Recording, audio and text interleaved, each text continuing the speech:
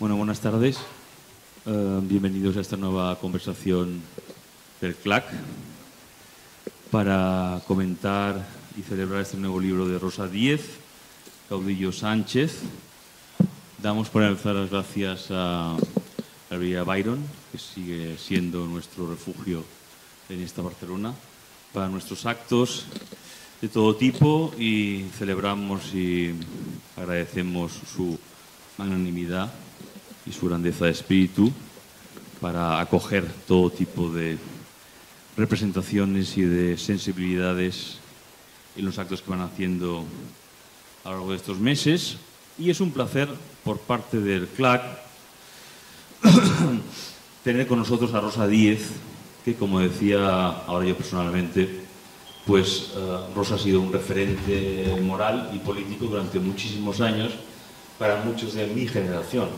Cuando hablo de mi generación, yo nací en el año 1977, me refiero a esa generación nacida con la democracia, esa generación que nació justo después de la dictadura y que se benefició de una constitución aprobada en el 78 y del trabajo que hicieron toda esa generación que representa Rosa Díez, tanto en el nivel nacional como en el nivel autonómico.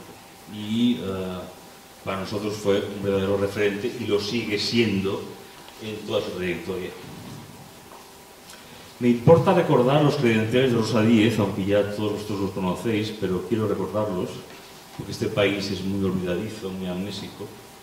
Rosa Díez fue durante 30 años militante del Partido Socialista, como digo, desde el 77 hasta el 2007, o sea, prácticamente hasta la segunda legislatura de Rodríguez Zapatero. Lo fue además en unos años muy difíciles, muy complejos, muy peligrosos en el País Vasco, en el Parlamento Europeo, en el Parlamento Español, en fin, en todas las dimensiones políticas que podamos imaginar, de una forma muy comprometida y muy compleja, siempre defendiendo con una gran coherencia unos principios en los que muchos nos identificamos. Fue además, y ese es yo creo, un elemento, un punto esencial de su currículum que muchos seguimos agradeciendo, fue fundadora o cofundadora de Basta Ya, con Fernando Savater y muchos otros, o sea, de la resistencia cívica contra ETA en un momento muy difícil, muy difícil. El movimiento Basta Ya, como sabéis, fue el premio Sájarov del Parlamento Europeo hace ahora 23 años, yo creo que fue en el 2000, ¿verdad? Y eso fue realmente un fenómeno político extraordinario, contra viento y marea, que ahora recordamos con muchísima emoción, que nos parece ahora obvio en muchos aspectos, pero que ha sido orillado y tiene que ver con muchas cosas que Rosa Díez explica en este libro. O sea, me importa recordar estas credenciales porque todavía hoy en día, y especialmente en lugares como Cataluña o el País Vasco, referirse a Rosa Díez o simplemente contar o explicar que uno viene a presentar un libro de Rosa Díez puede ser tachado de un acto ultra o un acto extraordinariamente fuera de la moderación como se entiende hoy en día, ¿no? Y eso me parece que es algo que hay que denunciar con toda contundencia. Creo que Rosa Díez es un ejemplo de valor cívico y moral en todos estos años, no solo como militante del Partido Socialista, sino también como fundadora y como representante de UPyD, que fue uno de los intentos más emocionantes de dignificación política y representativa que hubo en este país durante muchos años. para tratar precisamente de obligar a los grandes partidos, al PSOE y al PP, a trascender los límites del nacionalismo que hoy vemos, de alguna manera, como centro de la política en uno y otro lado. Hablaremos, creo que de esto, creo que es algo que podemos comentar a lo largo de esta conversación, que será más que una presentación, una conversación. Pero quería empezar hoy hablando de una cuestión que se me ocurrió leyendo el libro de Rosa. Yo voy a decir que no conocía a Rosa hasta hoy, aunque mucha gente creía que nos conocíamos y que éramos muy amigos. No nos conocíamos hasta hoy, aunque yo la llevo admirando su trayectoria y aplaudiendo su trabajo parlamentario, su trabajo político durante mucho tiempo, pero no nos conocíamos. Pero sí me gustaría, de alguna manera, enfocar esta conversación en torno a una cuestión que trasciende, de alguna manera, los límites de lo que es la política de nuestro país, que es, de alguna manera, las urgencias que tenemos en la democracia representativa en todo Occidente. Y yo, cuando terminé de leer el libro de Rosa, me acordé de un libro que publicó Christopher Hitchens en 1999, nada menos. El malogrado y añorado Christopher Hitchens, ¿os acordáis? Que murió de cáncer hace ya más de 10 años. Christopher Hitchens en el año 99 publicó un libro contra viento de manera titulado No One Left to Lie To. No queda nadie a quien mentir. ¿A quién se refería? A Bill Clinton. A Bill Clinton al final de su mandato, justo antes del mandato de George Bush hijo.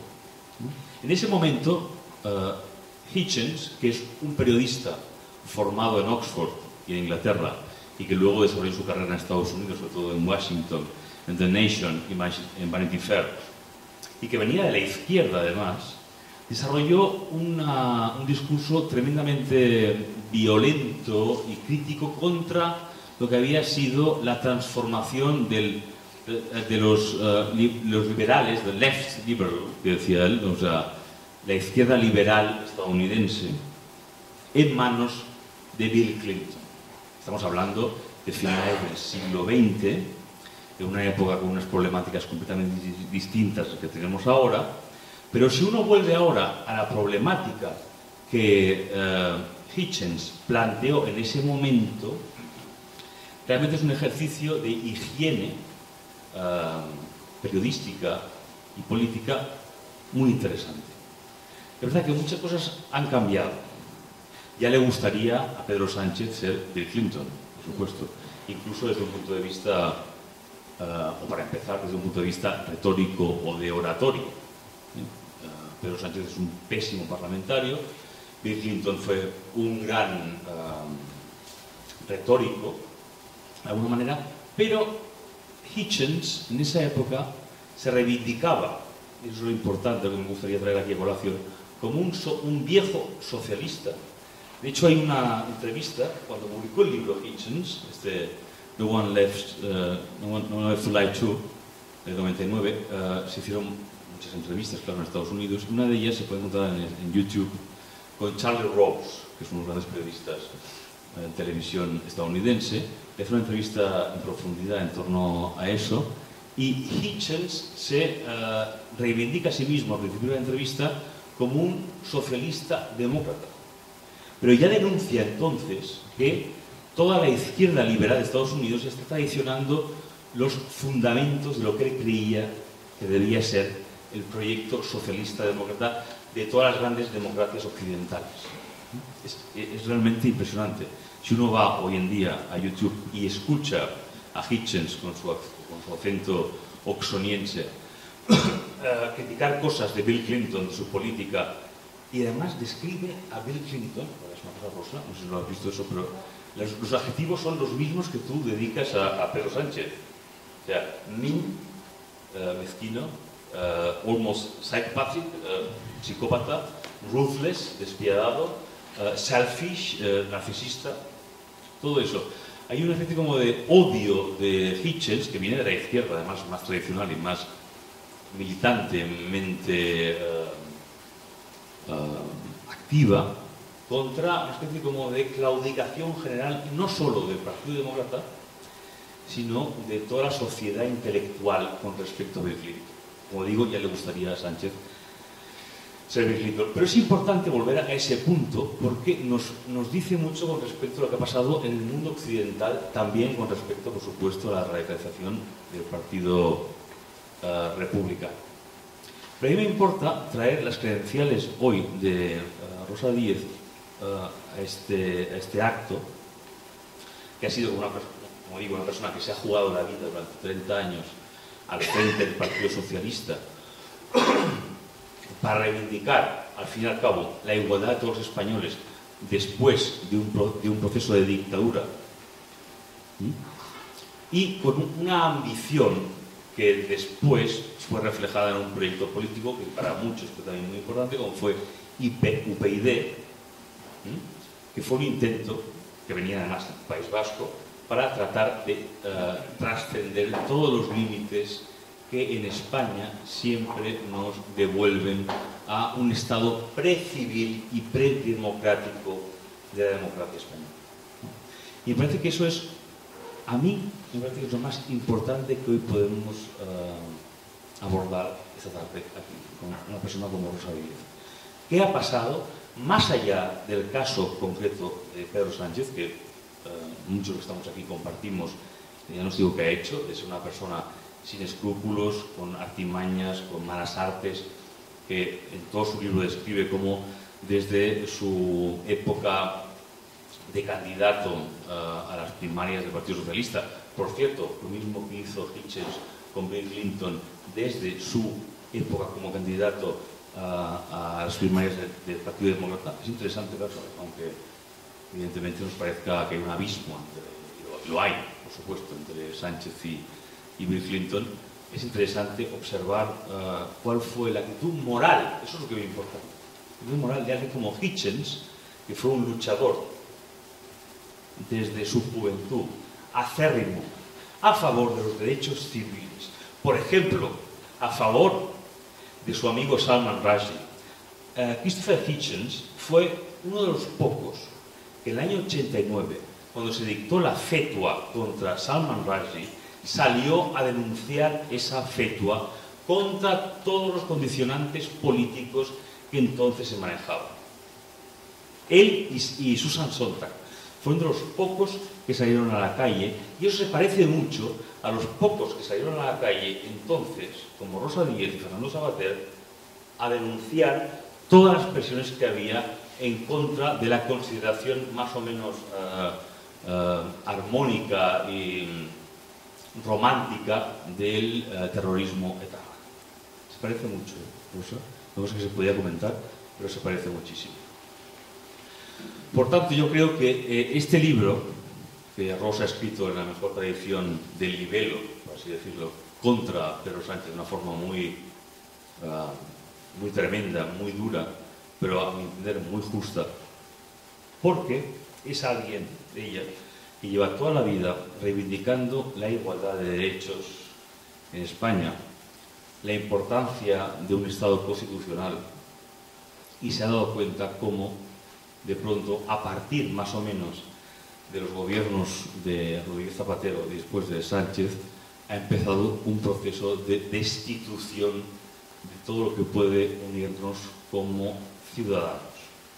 La primera pregunta sería, empezamos ahora con ella, con Rosa, sería, ¿cómo te diste cuenta tú de que Sánchez, de Pedro Sánchez, era un gran feliz?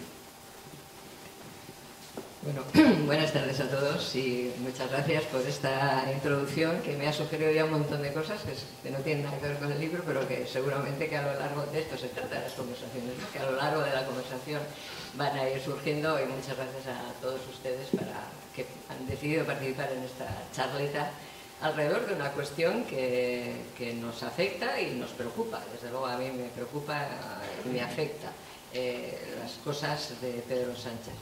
Tú decías bueno, que esto no es más allá del personaje, más allá de Pedro Sánchez y tal. Has hecho pues, toda esa rememoración histórica, esto en Estados Unidos, en fin, no es un fenómeno nuevo o único en España, lo que está ocurriendo en España, el deterioro de los sistemas del sistema democrático y tal, ha empezado fuera de nuestras fronteras. Aquí todo llega tarde, pero termina llegando. Es verdad. Y es verdad que, en fin, que podríamos ponernos a analizar cómo hemos llegado hasta aquí todos, no solamente los españoles. Esto que tú has hecho muy bien con esa introducción de carácter general. Pero yo, según te estaba escuchando, me estaba acordando de una frase de Concepción Arenal que decía: cuando la culpa es de todos, al final la culpa no es de nadie. Entonces, claro, yo es que no me voy a dedicar a analizar a los norteamericanos, o sea, ni lo que ha ocurrido en otros lugares de nuestro entorno, que naturalmente es de aplicación, y no de aplicación, sino que ayuda a comprender cómo también eso ha ocurrido en España.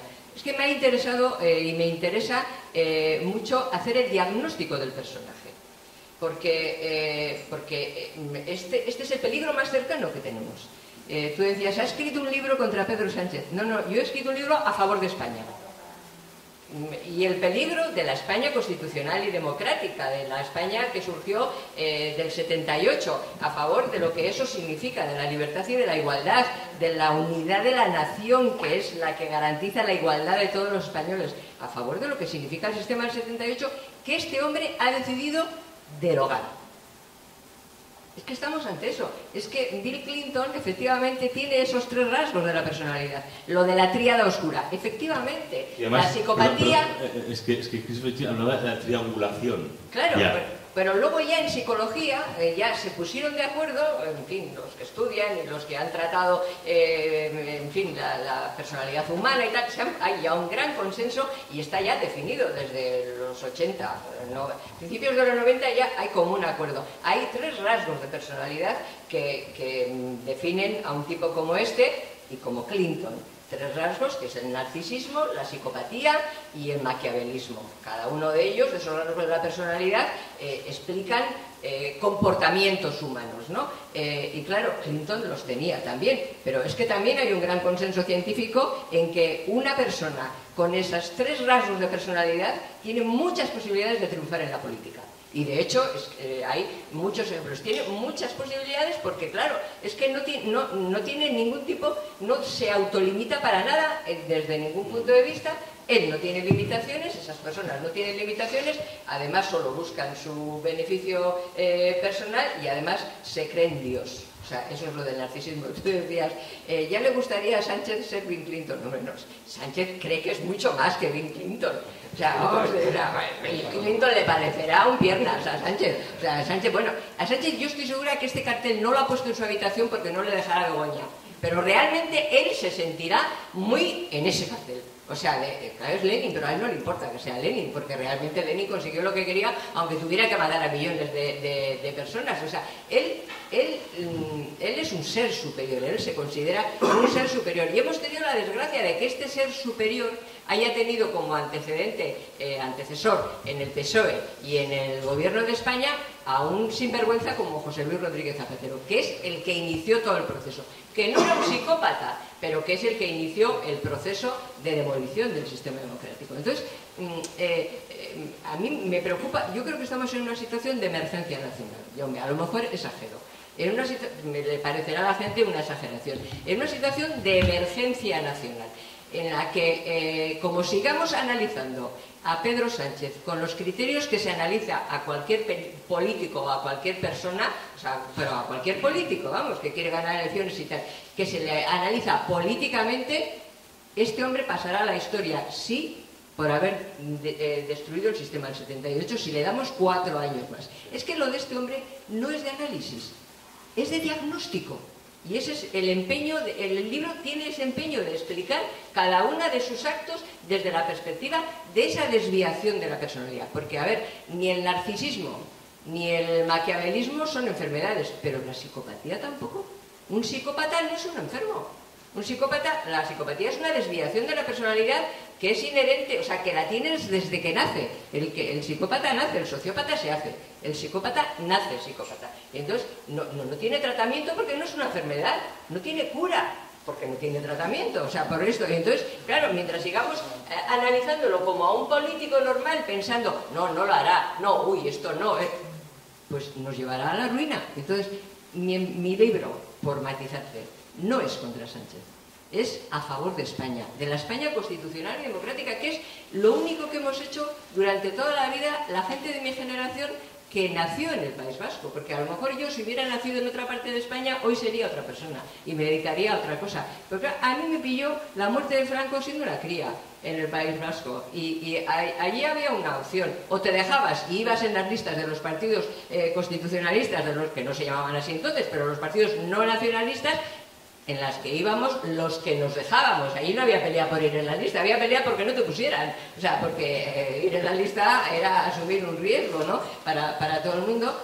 Y una vez que dimos ese paso, que salimos del armario, por así decir, una vez que nos pusimos en la calle, salimos del armario, dimos el paso, nos conocieron, es que ya ni Dios nos volvió a meter. Y entonces toda la vida hemos tenido que estar defendiendo a España.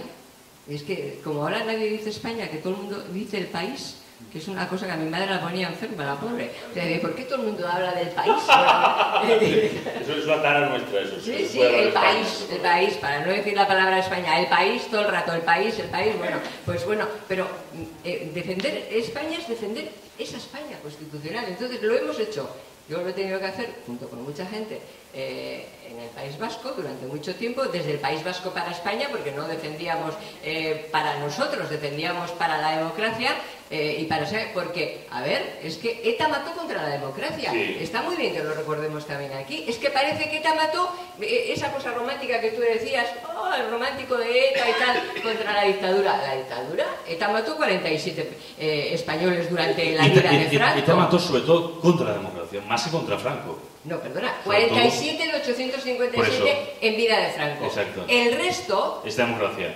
Durante la democracia y para impedir que triunfara la democracia. Totalmente. O sea, porque el gobierno totalitario, el modelo totalitario de una organización terrorista no es compatible con la democracia. Sí. Entonces, y a ETA le interesaba mucho menos que hubiera una democracia. No es que no le interesaba. Su modelo totalitario es incompatible con la democracia. Sí, con lo cual tenía que destruir la sociedad plural, que es la esencia de la democracia. Entonces, con ETA, en fin, nosotros sobrábamos, o sea, ETA pretendía esa sociedad ahormada que también pretenden los nacionalismos. Y hay que normalizar la sociedad, también lo dicen aquí. Dice, la normalización, pero nosotros no queremos ser una sociedad normalizada, queremos ser una sociedad normal. Y una sociedad normal es una sociedad plural, en la que toda opción legítima y democrática tiene un espacio. Entonces, empezamos por ahí. El libro no va contra Sánchez. Desvela el personaje. ¿Para qué? ¿Porque le tengo paquete? Bueno, sí, le tengo manía, por lo que nos está haciendo. O sea, no por una cosa personal. Le tengo, o sea, en fin, por lo que nos está haciendo a los españoles, por su traición, por lo que nos está haciendo. Sí, pero es desenmascararlo para podernos enfrentar a él. O sea, para prevenirnos, para evitar que finalmente pase a la historia, no por desenterrar a Franco, que es lo que a él le mantiene orgulloso. Hay que ser muy psicópata, fíjate tú, sí hay que ser psicópata, para estar en el homenaje a una muerta, a Almudena Grandes, y decir, yo pasaré a la historia por haber desenterrado a Franco. Está en un homenaje a una muerta y está pensando en que él va a pasar a la historia por desenterrar a otro. Bueno, si le dejamos tiempo, pasará a la historia por haber enterrado la democracia. Y eso es lo que no podemos consentir, y por eso estamos en una situación crítica. Vale, Rosa, yo haciendo un poco de abogado del diablo, si me permites, para elevar un poco más el debate, estando muy de acuerdo con todo tu diagnóstico, pero me gustaría plantearte una cuestión. ¿No crees que de alguna manera, creo que el problema no solo es Sánchez, Pedro Sánchez? Si Sánchez desaparece, se acaba el problema. Creo que no es eso. Creo que estamos en una situación política, una tesitura moral y social que es mucho más compleja y que va más allá del personaje de Sánchez. Y creo que además Sánchez ha sabido, para decir algo a su favor, algo a su favor que es muy negativo, ha sabido encarnar una problemática y, por así decirlo, en términos absolutos, Sánchez será el primer presidente del siglo XXI, en el sentido de que ha sabido aprovechar todas las coyunturas más fáciles y falsas que otros presidentes quizá no habían sido capaces de asumir, o que tenían un pudor un poco mayor que él. Él se ha sentido a sus anchas en un ámbito de mentira, de falacia, de hipocresía absoluta. No le ha importado prometer cosas que luego sabe que no podrá cumplir, en absoluto. No le importa privilegiar una democracia aclamativa por encima de la representativa, como tú muy bien explicas en tu libro. Desde el principio de su mandato en el Partido Socialista, cómo él ha ido subvirtiendo todos los poderes intermedios de representación del Partido Socialista, y después esos métodos se han ido convirtiendo en formas de gobierno, en desprecio a la democracia representativa.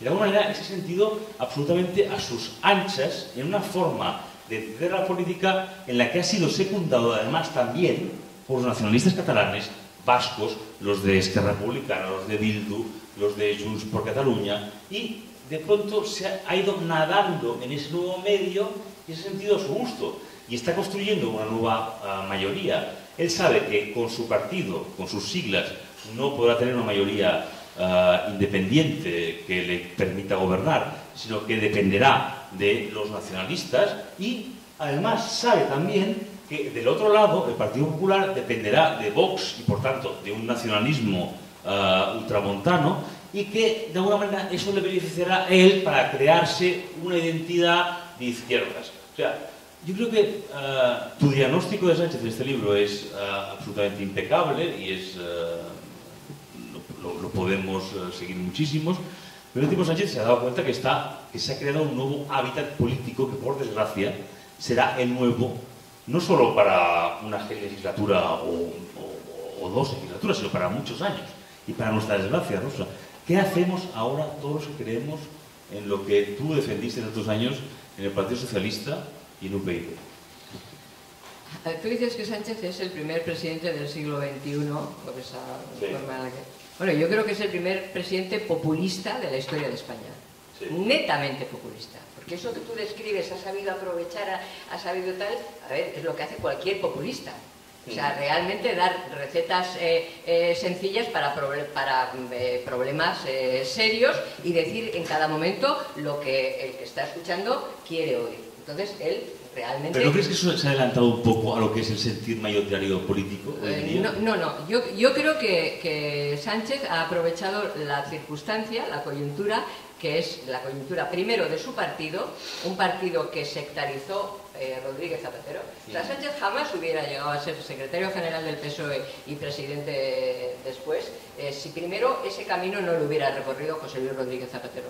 José Luis Rodríguez Zapatero llegó al Partido Socialista y lo primero que hizo fue tratar de sectarizar las bases, tratar y conseguir sectarizar las bases del Partido Socialista, que según iban disminuyendo en número, iban radicalizándose y sectarizándose hasta el extremo de considerar mucho más enemigo que no adversario a los votantes y al Partido Popular que a los votantes y a los defensores de ETA y de todo su mundo, que entonces todavía mataba. O sea, que te quiero decir que ni siquiera... Entonces, ¿por qué lo hizo Zapatero eso? Bueno, porque Zapatero llegó a la conclusión de que tenía que hacer en España lo que hizo Mitterrand en Francia, conseguir que la derecha institucional se rompiera, saliera otro partido de extrema derecha, le llamaba él derecha extrema, acuérdate, o sea, fue aquel momento en el que empezamos a oír hablar en España de la derecha extrema y tal, desde la Constitución del 78, eso no, porque no estaba en las instituciones, pero fue él el que se empeñó en llamar al PP derecha extrema, o sea, al PP, que no existía Vox. ¿Para qué? Para romper ese voto, y para que con menos votos, como decías, surgiera, en fin, el Partido Socialista pudiera gobernar durante más tiempo. Tú dices, sabe que dependerá de unos o de otros y no le importa porque está mirando que también el PP... No es que sabe que dependerá de unos o de otros, es que tiene el mismo objetivo que sus cómplices, para llamar cómplices a los que son socios, o sea, para llamarles por su nombre. Tiene el mismo objetivo, porque un tipo con esta desviación de personalidad, y perdonadme que insista en ello, que quiere gobernar como un caudillo, tiene que destruir los contrapoderes democráticos, por eso parasita las instituciones, por eso quiere controlar absolutamente todo, por eso cierra el Parlamento, por eso lleva 120 decretos para que las leyes no tengan los informes previos del Consejo de Estado y los demás. ¿Por qué? Porque para gobernar sin ningún tipo de control necesita socios que tengan el mismo objetivo que él. Hablábamos de ETA. ETA tenía que destruirnos porque el totalitarismo es contrario al pluralismo. Bueno, pues él hace lo mismo, salvadas las distancias. Digo, bueno, ha sabido aprovechar. Es una comparación la que voy a hacer, que tómenmela con todas las cautelas. Ha sabido aprovechar lo que la sociedad pensaba. Oye, Hitler también supo aprovechar que la sociedad alemana tenía el resentimiento de la Primera Guerra Mundial, como había terminado, supo hacer el discurso que la sociedad estaba demandando. Y con unas bases socialistas y luego con una sociedad, que ya Zapatero se encargó de eso después de las elecciones del 11M, posteriores al 11M, cuando ya envenenó también a la sociedad, él tenía... O sea, ¿por qué puede triunfar la moción de censura destructiva que presenta este? Pues porque hay una sociedad española que odia más a la derecha que a cualquiera. O sea, hay una parte de la sociedad española que ve una cosa absolutamente normal. Por eso triunfa la moción de censura. Porque él se da cuenta, sabe que ya ese odio inoculado en la sociedad española va a tener en el corto plazo un gran éxito. Y tú dices bien, y esto es lo que me importa, ¿desaparecido Sánchez desaparece el problema? No. El odio que se ha inoculado a los españoles entre españoles está aquí, ¿eh? O sea, es que de la economía, de la crisis económica nos recuperaremos mucho antes, pero de la ruptura entre españoles, de la zanja que se ha acabado entre españoles, de los que hicimos la Constitución en su día, de los que construimos la democracia, la ruptura de los consensos democráticos, no de derechas ni de izquierdas, básicos, eso nos va a costar generaciones, nos va a costar muchísimo tiempo. Y si no nos damos cuenta de eso, es que no nos damos cuenta del verdadero problema. Es que aquí está todo tan radicalizado, que tú dices que a ti alguien te decía, pero ¿cómo puedes presentar a esa radical o a esa...? No, porque es que está todo tan extremadamente radicalizado que es que ya no hay adversarios, es que hay enemigos. Y entonces tú te encuentras ahora mucha gente que es votante histórica del PSOE que te dice, a ver, que siguen con el carnet del PSOE y que hacen este mismo diagnóstico que estamos haciendo aquí, que están muy preocupados con muchas de estas cosas, y te terminan diciendo, la conversación, si se alarga un poco, termina con, bueno, pero al menos no gobierna a la derecha. Porque claro, todo el mundo sabe que el PNV es de izquierdas, ¿no? Toda la vida. El PNV es de izquierdas, bueno, Bildu, que te voy a contar, de la extrema izquierda, los golpistas de izquierdas. Pero por lo menos no gobierna a la derecha. Y claro, es que ese pozo nos va a costar, o sea, es que nos va a costar mucho tiempo. O sea, el que gane las próximas elecciones y consiga gobernar, que espero que efectivamente, en fin, liquidemos a este tipo, lo echemos a donde le corresponde, al lugar de la historia con minúsculas, porque si le dejamos 4 años más, pasará a la historia con mayúsculas, por haber destruido el sistema del 78. O sea, si le dejamos 4 años más, pasará, porque a diferencia del otro caudillo, sí que lo ha dejado atado y bien atado, ¿eh? No tenéis más que mirar al Constitucional, ¿eh?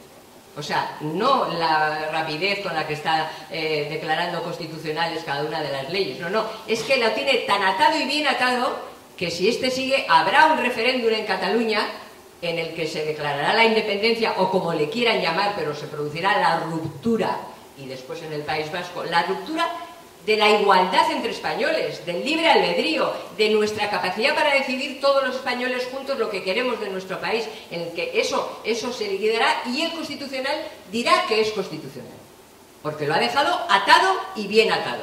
O sea que el que gane las elecciones es que tiene 3 meses para derogar todas las leyes, vamos, para derogar, ¿no?, para hacer otras leyes que sustituyan a las que están en vigor, porque es que si no, realmente esto va a ir muy jodido, perdonadme la expresión. Y Rosa, una cuestión. Uno de los valores o de los tesoros de tu experiencia como política durante muchos años es tu experiencia en el País Vasco y vuestra capacidad, digo vuestra, del Partido Socialista en ese momento, para llegar a acuerdos con el Partido Popular. que es justo lo que ahora se ha querido como convertir en algo completamente opuesto e imposible, es decir, convertir a la derecha en el gran enemigo, cuando no es el gran enemigo de la democracia española, ni pero de muchísimo Sánchez menos. sí, de Sánchez sí, porque es el único partido que le puede ganar las elecciones y echarle del gobierno. O sea, no es por ideología. Este no tiene más ideología que su poder. O sea, este que se ha pasado toda la vida resentido. Pero tú estuviste hablando, tú hablaste con la gente del Partido Popular. ¿Pero cómo hablar? Estábamos en la misma trinchera, ¿verdad? Perdóname. Claro. Es que, claro, es que eso es muy interesante. Es decir, la gente de mi generación... Hablamos de esa experiencia. Claro, la gente de mi generación sabe, primero, la Constitución y la transición se hizo gracias a que se entendieron en España como en Europa, para construir la Europa, en fin, la Unión Europea y la Europa que conocemos, a que se entendieron las dos grandes corrientes ideológicas, la socialdemocracia y la democracia cristiana, o sea, los conservadores, los liberales y la socialdemocracia. Gracias a esas dos corrientes políticas clásicas se construyó Europa. En la transición en España se hizo gracias al entendimiento entre esas dos grandes corrientes, las llamáramos como las llamáramos, con el Partido Comunista, que entró también. Gracias a eso se hizo la transición y se hizo la Constitución del 78. Claro, eso en el País Vasco era todavía más notable, porque es que mientras en España la gente empezaba a disfrutar de la Constitución, de lo que significaba la Constitución y las instituciones democráticas y la libertad, en el País Vasco no habíamos tenido esa oportunidad. O sea, el término constitucionalistas vascos lo acuñamos nosotros, pero no era porque creyéramos que éramos más constitucionalistas que otros, sino porque ser constitucionalista en el País Vasco era luchar para que la Constitución tuviera una oportunidad en Euskadi. Claro, en esa trinchera, querido amigo, estábamos juntos, el Partido Popular y nosotros, los socialistas. Yo militaba en el Partido Socialista y estaba juntos, pero juntísimos, en la misma trinchera, no solo con el PP, mira, también con Santiago Abascal, que era un crío, hijo de su padre, que estaba en la misma trinchera en aquel momento del Partido Popular. Claro, como María Sángel y yo íbamos a cantidad de debates en las televisiones, nos llamaban y tal, en aquellos años y tal, y María y yo, María Sángel, siempre terminábamos diciendo, chica, qué ganas tengo de poder discutir contigo de educación, o de sanidad, o de vivienda, o de lo que discuten las personas que viven en una democracia plena. Claro. Entonces, claro, ¿cómo no íbamos a acordar? Pero si estábamos, o sea, si el enemigo, ese sí era enemigo, era el mismo, y a ese enemigo le teníamos que ganar juntos, y juntos les ganamos, por cierto. O sea, juntos ganamos al enemigo, a ETA, juntos gracias a las fuerzas y cuerpos de seguridad, gracias en los últimos años a la cooperación internacional, que bastante nos costó, gracias a que la gente empezó a salir a la calle, o sea, gracias a eso, pero desde luego gracias a que el Partido Socialista y el Partido Popular eran uno solo en eso.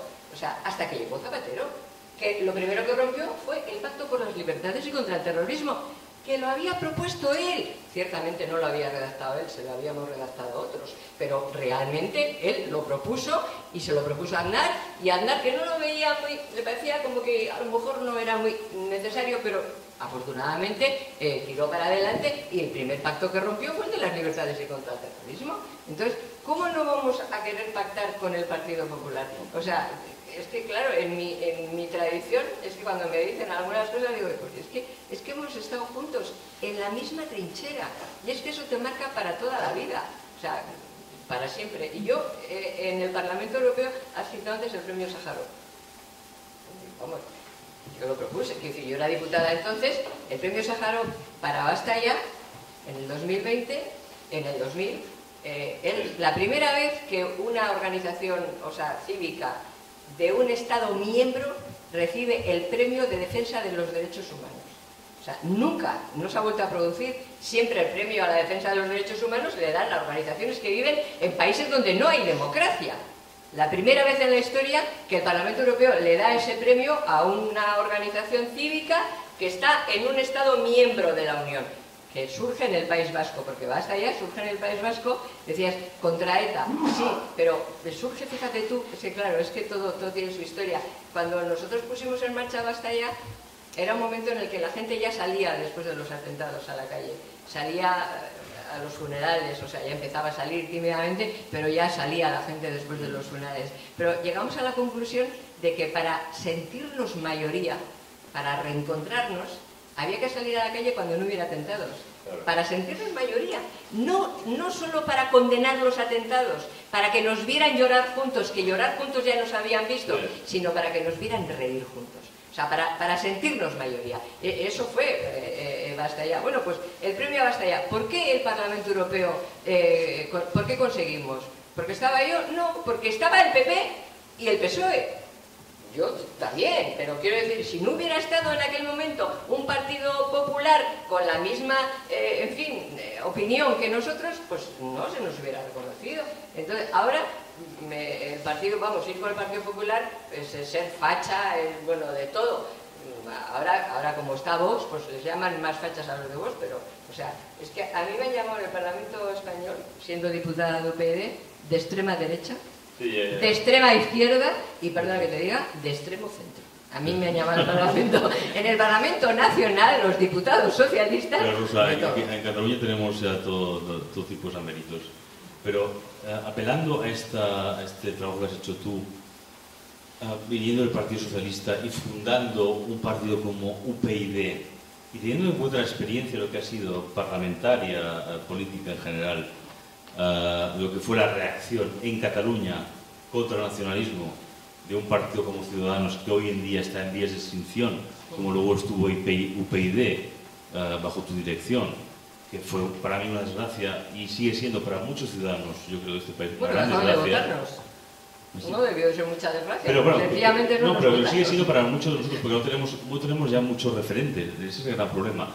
Ahora tenemos un país extremadamente dividido entre un PSOE que está preso de los nacionalismos, tal cual, y un PP que está preso de Vox, que es un partido nacionalista. Yo te lo discuto, ¿eh? A ver, yo creo que el PSOE no está preso de los nacionalismos. El PSOE, del único que está preso es de Sánchez, vaya. Quiero decir, el PSOE ha desaparecido como partido político, es una sociedad limitada o anónima o no sé, con bienes gananciales entre Begoña y él y tal, pero vamos, digamos, no es un partido. O sea, no es un partido con una estructura democrática, con órganos de control, no, es un rebaño, que es lo que él ha querido hacer. O sea, realmente todo el poder para las bases. Les pregunto una vez, en cuanto le eligieron ya no les ha vuelto a preguntar de nada. O sea, realmente no hay, o sea, el PSOE ha sido el campo de... Esas son unas cosas que dice Rosa en el libro que son muy interesantes, como Sánchez se presentó como el adalid de la democracia aclamativa, en el sentido de que siempre todos los grandes asuntos iban a ser consultados por las bases y no vuelto a preguntar nada. Claro, nada de lo que ha decidido, nunca más. A ver, el caudillo no pregunta, el caudillo es el caudillo, pero claro, es que este es un hombre que ha venido acumulando ese resentimiento.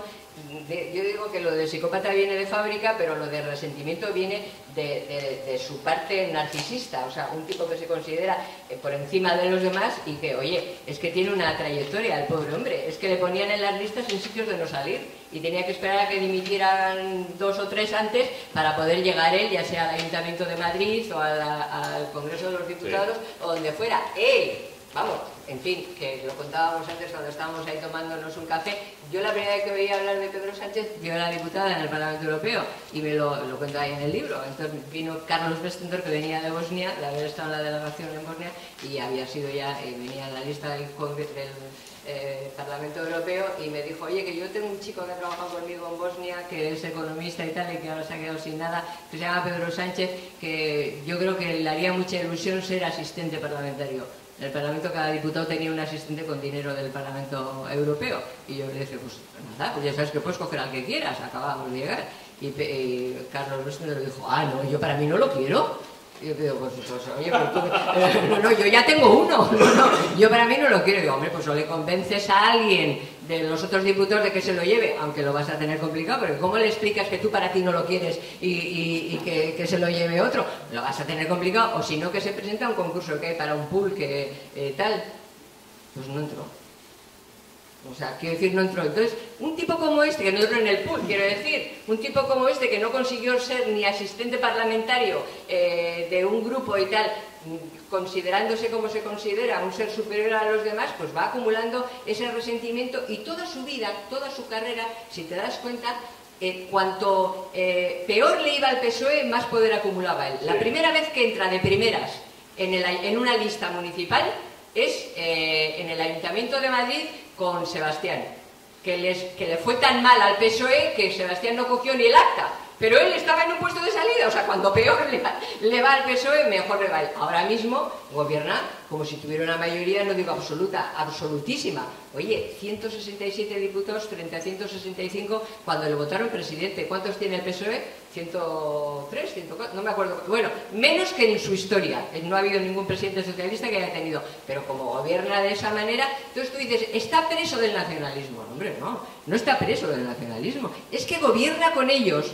No con los nacionalistas. A ver, con los nacionalistas se puede, con el PNV, con la... O sea, pactar, se pueden pactar cosas. Lo que no puedes pactar es la destrucción del sistema del 78. No puedes pactar privilegios que consideren, en fin, de forma que, según en la parte de España que vivas, tengas unos derechos o no los tengas. No, hay cosas que se pueden pactar y cosas que no. Pero él coincide en la estrategia para gobernar como un caudillo, sin control democrático, con esa gente, y por eso está con ellos, por eso está con los comunistas, con los populistas de extrema izquierda, con los bilduetarras, con los golpistas. ¿Por qué? Porque tienen el mismo objetivo. Dieron un golpe en Cataluña y luego les indultó. Pero si es que él, el 1 de octubre del año 2016, dio un golpe en el Comité Federal de su partido. Lo explico, lo cuento en el libro, lo recuerdo en el libro. Es que aquí se dio un golpe el 1 de octubre del 2017, ¿verdad? Bueno, pues el 1 de octubre del 2016, él, en una reunión del Comité Federal en el que trataban de impedir que hiciera un pacto que negaba con toda esa gentuza con la que está en este momento, lo sometieron a votación y puso una urna detrás de una cortina para meter los votos en la urna, y se la descubrieron, para meter los votos a su favor, detrás de una cortina en el Comité Federal. O sea, y dice, ¿les puede extrañar a alguien que se lleve estupendamente con los golpistas catalanes? Si él trató de dar un golpe en su propio partido un año antes de que se diera aquí el golpe. Entonces, claro, no es que no está atrapado, dices, depende de ellos como el Partido Popular depende de Vox. Bueno, hay comparaciones odiosas y para mí esta es una. Perdóname, o sea, es mi forma de hablar, no te estoy riñendo. O sea, no, claro, es que, a ver, Vox es un partido político con el que tendremos las discrepancias que tengamos, ideológicas, en fin, nos puede parecer lo que sea, pero oye, o sea, en fin, no ha matado a nadie, y no quiere cambiar la Constitución con un golpe, Quiere cambiarla, y yo no estoy de acuerdo con los cambios que plantea, pero en algunos de ellos, pero la quiere cambiar, o sea, a ver, con arreglo a las normas, o sea que, en fin, y no me gustan muchísimas de las cosas, pero hay comparaciones odiosas. O sea, es que los otros ya han demostrado que son, los otros digo, los socios cómplices de Sánchez, elegidos por él. Es que no está con ellos porque no le quede otro remedio, es que está con ellos porque es como ellos. O sea, a ver, que es que está muy a gusto con ellos. O sea, es que acordaos que en las últimas elecciones, después de las últimas elecciones, en 24 horas de cerradas las urnas, tenía ya el pacto cerrado con Iglesias. Le echa la culpa a Albert Rivera, que en fin no voy a venir aquí a defenderlo. Si tú hubieras... perdona, lo único que puedes decir de Albert Rivera es que no tuvo el cinismo de hacer como que iba a hacer un pacto y para que quedara claro que el otro lo tenía pactado. Es que lo tenía pactado, o sea, lo tenía absolutamente, como se demostró, en 24 horas tenía el gobierno de coalición. ¿Por qué? Porque tiene el mismo objetivo que ellos, o sea, absolutamente el mismo, el gobernar como un caudillo, o sea, el mandar como un caudillo. Entonces, bueno, pues los del PP están prisioneros de Vox. Ojalá el problema que tuviéramos con Sánchez fuera de ese mismo calibre, o sea, que se pueda discernir en esas diferencias, que no son pocas, quiero decir, no solamente a nivel de España, sino, bueno, pues sobre todo a mí de Vox lo que más me rechina es sus cosas de Europa, o sea, en fin, su posición. Es su nacionalismo, al fin y al cabo, su nacionalismo, supongo, ¿no? Pues sí, yo creo que Pero Rosa, volviendo un poco al inicio de mi intervención, en el sentido de que Hitchens, ya en ese momento, en el año 99, en Estados Unidos, ya fue tachado de ultra por atacar o por criticar a alguien como Bill Clinton. O sea, claro, fue atacado por simplemente poner de manifiesto cómo no solo los defectos, las artimañas, las malas artes de un personaje como Bill Clinton, como digo, ya le gustaría a Sánchez desde el punto de vista incluso de retórica, de oratoria, ser como Bill Clinton. Bill Clinton era un extraordinario orador, un extraordinario embaucador. O sea, Pedro Sánchez es un pésimo parlamentario, es el peor presidente desde el punto de vista de la oratoria pero que ha habla existido. Inglés. ¿Te has visto que habla inglés? Sí, pero como dice Valentín Puig en su último libro, habla inglés pero sin preocuparse de la correspondencia entre la palabra y el significado de lo que dice. O sea, pero bueno, eso tampoco cuando habla español. No tiene ningún sentido. Pero es curioso, ¿no? Como de alguna manera tu crítica hoy en día a Pedro Sánchez se puede extrapolar perfectamente a la, por decirlo así, a la soledad que Christopher Hitchens en su época, que era un hombre que venía de la izquierda, de la lucha más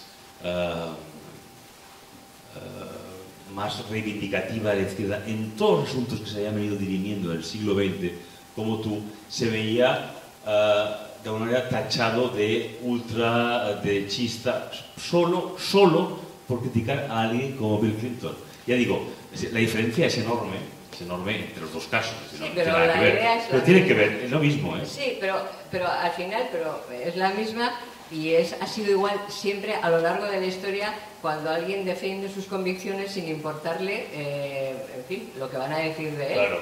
O sea, que decir, tú defiendes tus convicciones y en un momento la defensa de tus convicciones te puede llevar a enfrentarte con alguien con quien has incluso militado en la misma. Yo me fui del PSOE en el 2007 acusándole a Rodríguez Zapatero de haber hecho un pacto político con ETA reconociéndole interlocución política a una organización terrorista. Él lo negó.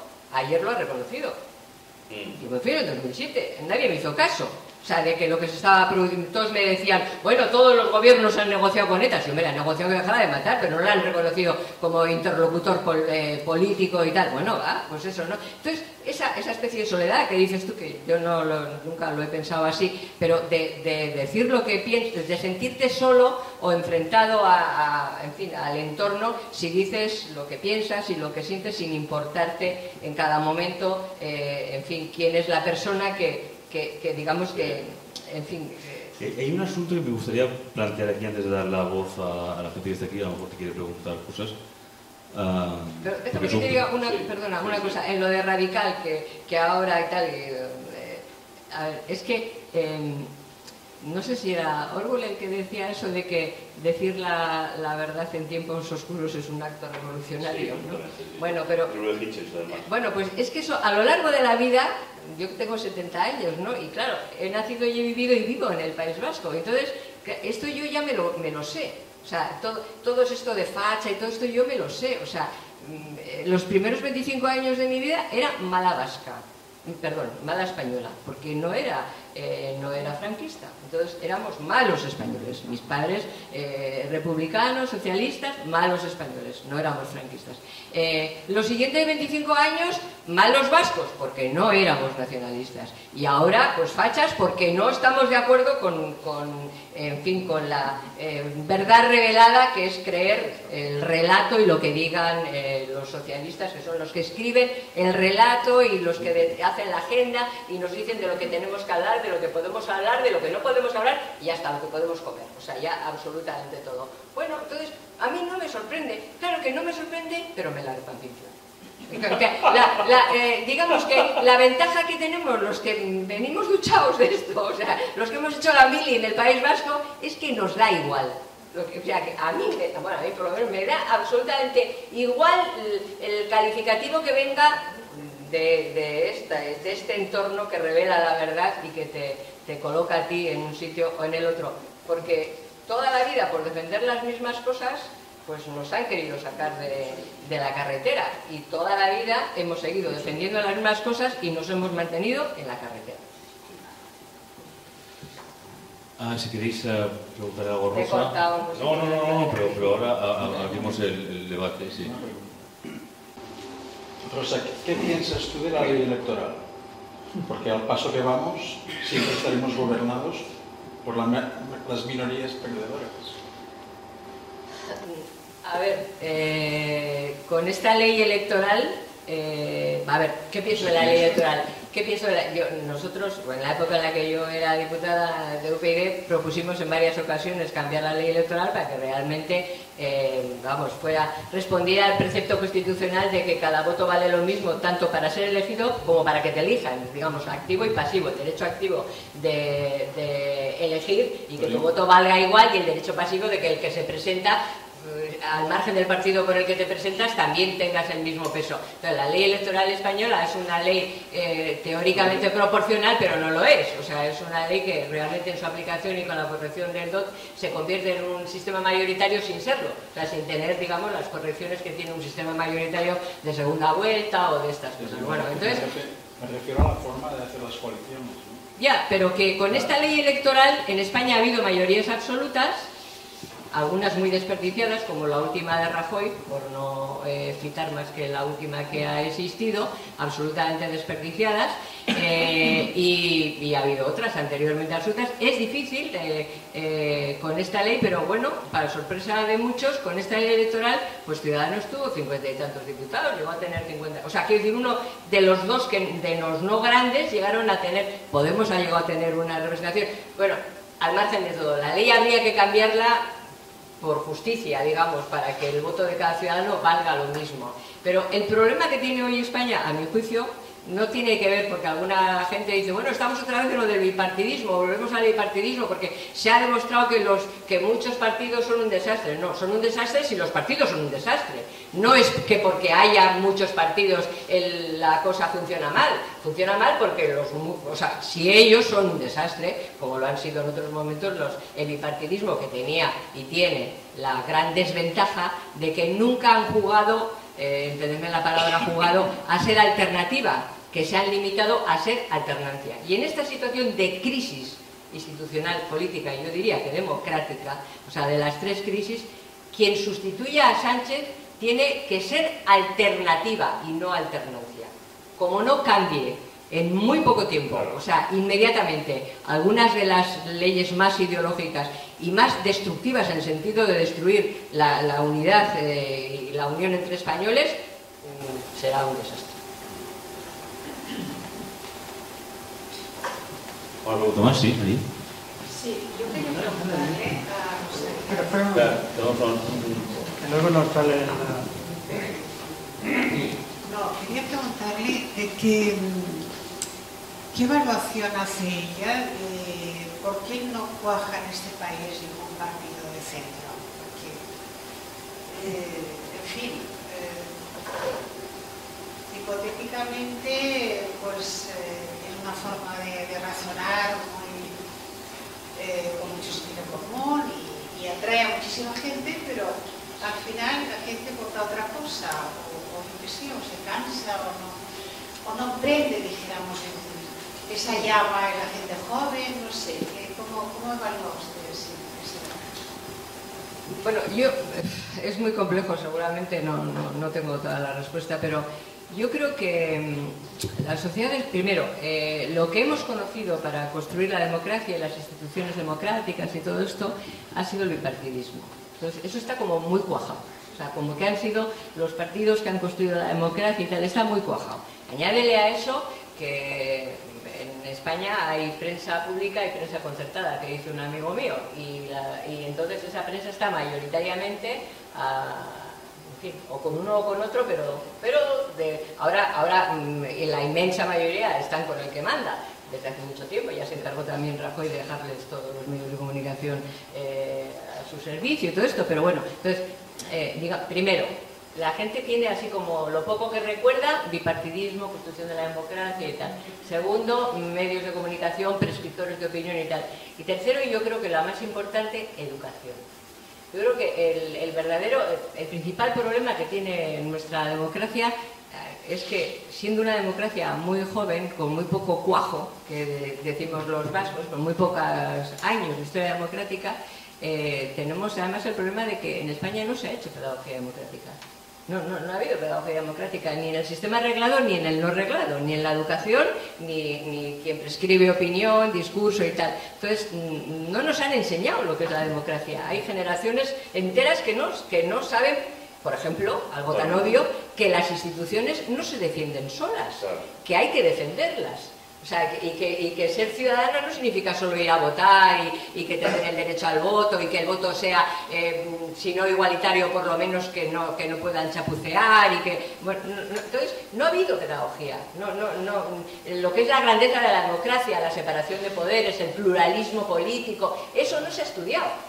No se estudia, ni se estudia ni se prescribe a través de los canales de prescripción no reglada, ¿no? Y entonces, pues la gente no conoce, los jóvenes, varias generaciones y generaciones, y también los más mayores por otros motivos, pero generaciones y generaciones no han pensado sobre esto. O sea, nadie les ha ayudado a pensar sobre esta cuestión, sobre las ventajas de un pluralismo político, de una diversidad, de una separación de poderes, no, porque nadie porque hoy mismo la democracia lo que es la democracia, lo que es la Constitución, la necesidad de defender las instituciones, eso no se estudia. Eso nadie te lo explica. Y entonces, bueno, pues se vuelve a lo viejo, o sea, las dos grandes formaciones políticas, lo de siempre, cuando se vuelve a eso. Seguramente hay más cosas todavía, pero no me parece que esta sea una sociedad muy diferente del resto de las europeas, y por eso aquí no cuajan, sino que yo creo que tiene mucho que ver con la educación que está, digamos, en la base de la mayor parte de lo que nos pasa en España. A cualquier país le puede llegar un loco al gobierno, a cualquier país democrático. O sea, puede llegar, o sea, en Francia, que es una república y se elige al presidente directamente, puede llegar un loco al gobierno. O sea, pueden elegir a un loco que quiera destruir la república. Tarda 4 días.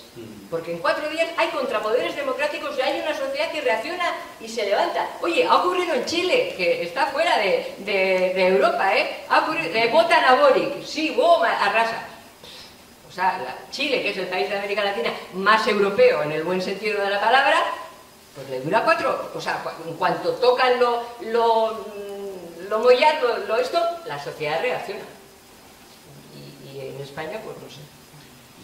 Sí, quería solo añadir una pequeña reflexión que en el fondo es lo que ha dicho Rosa, pero una cosa que hay que reivindicar una y otra vez, y que no hay que cansarse de decir nunca, es que la democracia es el vacío libre de contenidos naturales.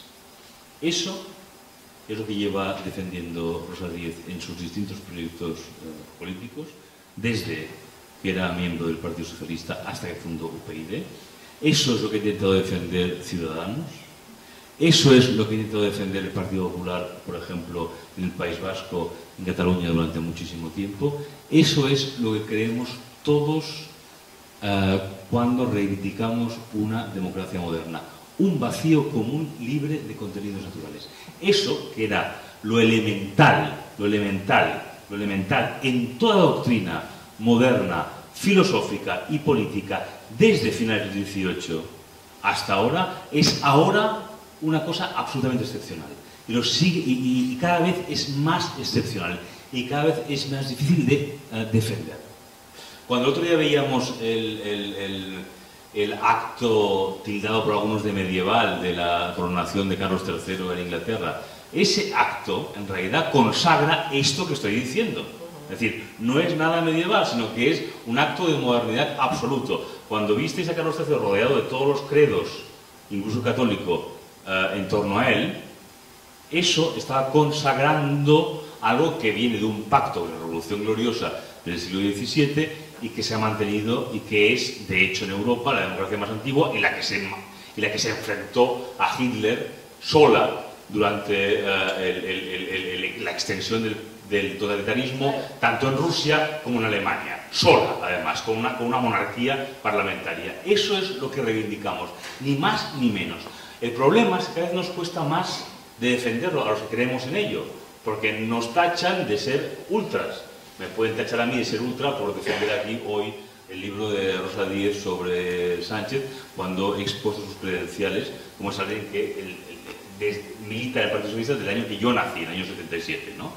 Como está Feliz Azul aquí también. Más de mayor. O sea, lo ha hecho ya 2 veces. Pero es que es así, es que nos pasa cada día, y a la gente que vivimos en estos ámbitos, en Cataluña o en Baleares, nos pasa mucho.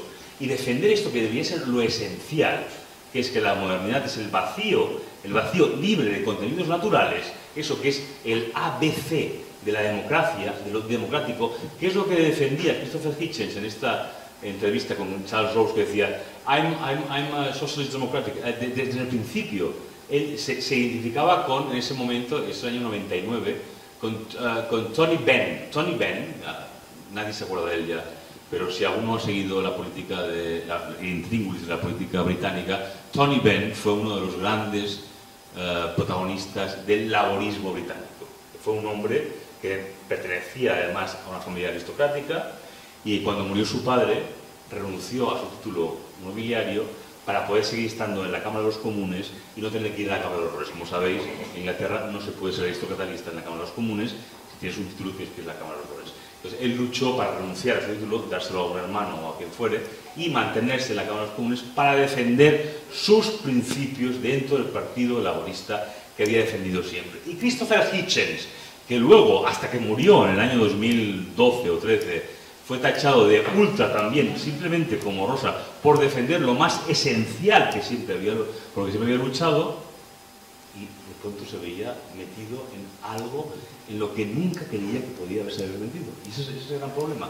Y ese problema se ha multiplicado por 14 desde el año 99 hasta ahora, como vemos. O sea, ¿qué hubiera dicho Christopher Hitchens lo que ha pasado en Estados Unidos, con Putin, en Europa, no digamos con Sánchez, no se lo hubiera imaginado nunca? Nadie, ni nosotros, nadie, ninguno, porque siempre piensas, o sea, dices, bueno, no se aprovechan los psicópatas que llegan al poder de que el adversario, el que está enfrente, no se comporta como él. Exacto. Quiero decir, o sea, tiene en fin, el ser humano es un ser social y necesita rodearse y vivir con gente. Entonces tenemos en nuestro ADN, pues, la cosa de pensar que si vas al médico, el médico será médico, no será un farsante vestido de médico. Si llevas a los niños al colegio, pues los profesores serán profesores. Entonces hay naturalmente la tendencia a creer en la bondad humana o a negar la maldad intrínsecamente. O sea, puede haberse equivocado, pero tal. Entonces, claro, todo esto que tú contabas ahora mismo, y por eso triunfan, o sea, porque enfrente no tienen gente como ellos. Yo cuento ahí que Edu Madina, durante las primarias que perdió con Sánchez, yo le decía, vas a perder, y Edu me decía, no, voy a ganar. Digo, vas a perder porque demostrará que odia más al PP que tú, entonces vas a perder. Y dice, no, la gente de mi candidatura me dice que tengo que contar cosas de Sánchez que él estaba ocultando, desde que había trabajado en Caja Madrid, había sido consejero, tenía un crédito personal de amigo de Caja Madrid, bueno, todas las cosas que no contaba. Pero yo pienso, me decía Don Marina, que si me comporto como él, seré como él. Claro, perdió.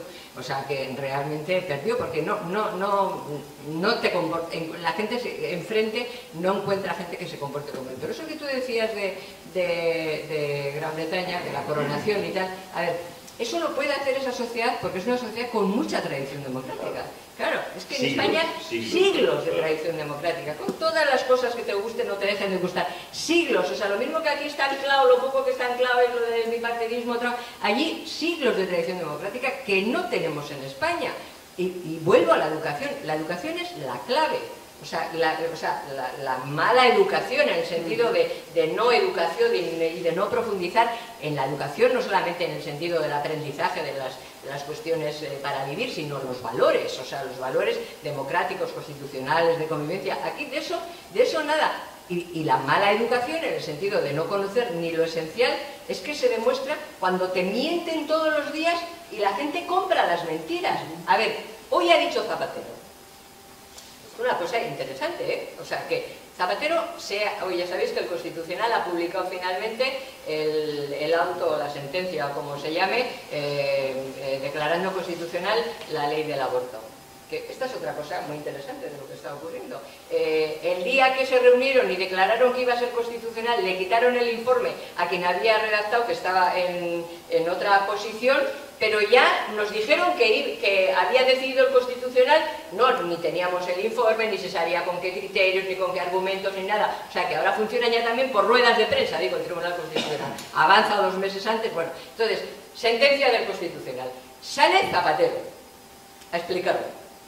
Y, oye, habéis visto que ha recuperado protagonismo y todo esto, ¿no? Sale Zapatero a explicarlo y proclama, dice en la intervención, que hoy, bueno, pues que es un día grande, aquí todos son hitos, con este gobierno todos son hitos históricos, desde la ley del sí al sí hasta la visita a Biden, todos son hitos históricos.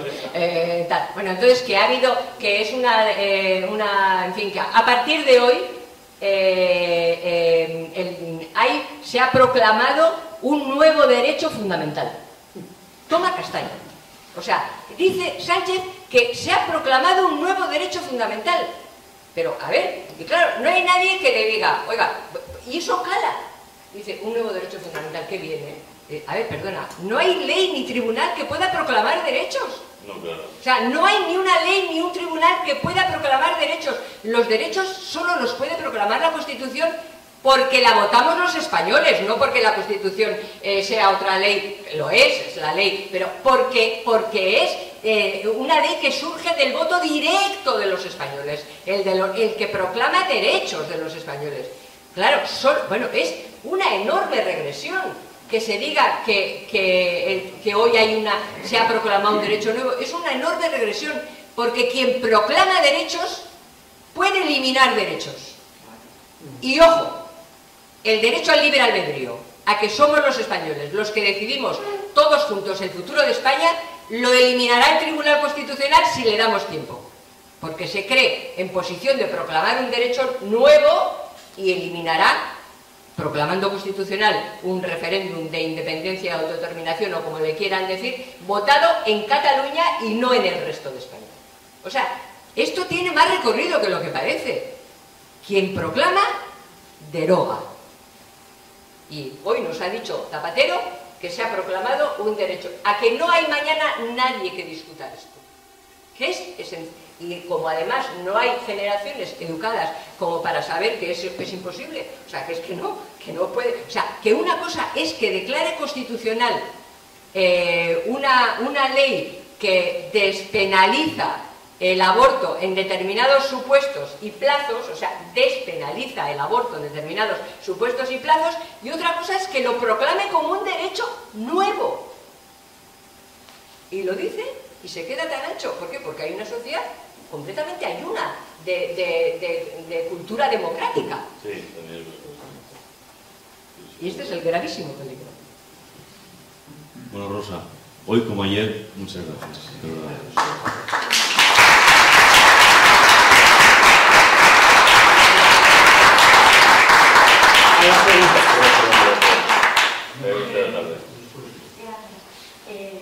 Me encanta conocerte, Rosa. Quiero preguntarte, teniendo en cuenta lo que está pasando con la democracia en España, ¿cuál es el papel de Europa? Porque me sorprende que Europa no haga nada. Mira, Europa no va a hacer por nosotros lo que nosotros no hagamos por nosotros mismos. Sí, claro. O sea que, a ver, para Europa empieza a hacer cosas cuando considera que lo que está pasando en España pone en riesgo al resto de países europeos, o sea, pone en riesgo la Unión. Entonces empieza a decir cositas, pues ayer el ministro de Justicia, o como se llame, de la Unión, pues dijo, oye, hay que cambiar el Consejo General del Poder Judicial y todo esto ante la presidencia. Vinieron, a ver, han venido, lo que pasa es que como aquí tenemos prensa concertada y prensa pública, es el único país que han venido comisiones a averiguar por qué no se persiguen los crímenes de ETA que están a punto de prescribir 370 y tantos, casi la mitad de crímenes de ETA, que han venido a mirar la ley del sí es sí y las consecuencias que tienen, que han hecho una directiva preocupados por lo que había ocurrido en España con la reforma del Código Penal, en el que rebajaba el delito, la penalización del delito de malversación y de prevaricación. Han hecho una directiva precisamente para todos los miembros para todos los países miembros en la dirección contraria, o sea, penalizando más ese tipo de corrupción. Pero fíjate que también en eso, y tampoco lo decimos suficientemente, fíjate que salió Sánchez y dijo, nos pilla con los deberes hechos. Y entonces mucha gente dijo, qué mentiroso, que no sé qué. No, es verdad. Les pilla con los deberes hechos, porque reformar el Código Penal para que a la gente que dio el golpe en Cataluña y a los corruptos del PSOE, que están ahora encausados, se les aplique el nuevo Código Penal, que ha cambiado, ya lo han hecho. Han hecho los deberes para proteger a sus cómplices y a ellos mismos. O sea, que la gente interpretó en otra dirección, pero efectivamente les ha pillado con los deberes hechos. Ya lo habían hecho. De forma que se les aplicará este Código Penal a todos sus corruptos, a todos los que están saliendo ahora, a todos los que ya están a punto de ser juzgados y, por supuesto, a todos los del proceso. Oye, es que están desmantelando el Estado, pero absolutamente los deberes hechos. Ahora, mañana viene, no sé, aquí hay varios juristas, igual voy a decir una burrada, Ramón, pero aquí mañana viene Puigdemont. Imagínate que mañana vuelve Puigdemont. Y va a la Audiencia Nacional o al Supremo, donde tenga que ir, no sé dónde, y dice, a ver, ¿cuánto se debe? Porque claro, el delito de sedición ha sido rebasado ya. ha desaparecido. La sedición ya no existe como delito. Bueno, ha quedado prevaricación, rebajado y todo esto y tal, pero el tipo, pero bueno, pero prevaricación sí, o sea, quiero decir, el único delito que se le puede aplicar a él ahora es el de prevaricación. Viene y dice, a ver, ¿cuánto se debe? Módicos y cómodos plazos lo voy a ir pagando. ¿Vuelve a Cataluña? Bueno, me vas a decir, no, pero en fin, el Supremo hizo un dictamen y no sé qué, y dice que se les puede aplicar y no sé qué, bueno, ya le indultará al otro, pero viene, paga, y viene, y en vez de durar el 10, proclama otro golpe, proclama otra vez la independencia o la república. ¿Y qué pasa? ¿Lo detienen? ¿Alguien lo encausa? No, porque lo ha hecho lo hará sin violencia, no tendrá que sacar a nadie a la calle, no habrá revueltas de ningún tipo, como el delito de sedición ha desaparecido y para eso ya no robará porque ya robó suficiente, pues el Estado está desarmado. No puede reaccionar. O sea, igual exagero, Pero estamos en una situación de que el desmantelamiento del Estado está llevándonos a una situación de estas. Claro, les ha pillado con los deberes hechos, efectivamente. Hay otra pregunta ahí y luego otra ahí. Desde mi punto de vista, Sánchez, Puigdemont, todo esto que estamos hablando, no deja de ser un síntoma, no deja de ser. ¿Perdón? ¿Que no te he oído? Disculpa, Sánchez, Puigdemont, todos estos políticos que van contra España o a favor de sus intereses es un síntoma. Triunfan porque no hay Estado. Triunfan porque los partidos que han estado gobernando España durante estos 40 años no han modificado leyes que hubieran impedido que Sánchez, por ejemplo, limitara o vaciara de contenido instituciones. Es decir, el problema del Consejo General Electoral, todos los cambios que han hecho, desde el PIS hasta el INE, no son ilegalidades. Es que no. Puigdemont sí que hizo una ilegalidad, pero Sánchez no ha hecho ninguna ilegalidad.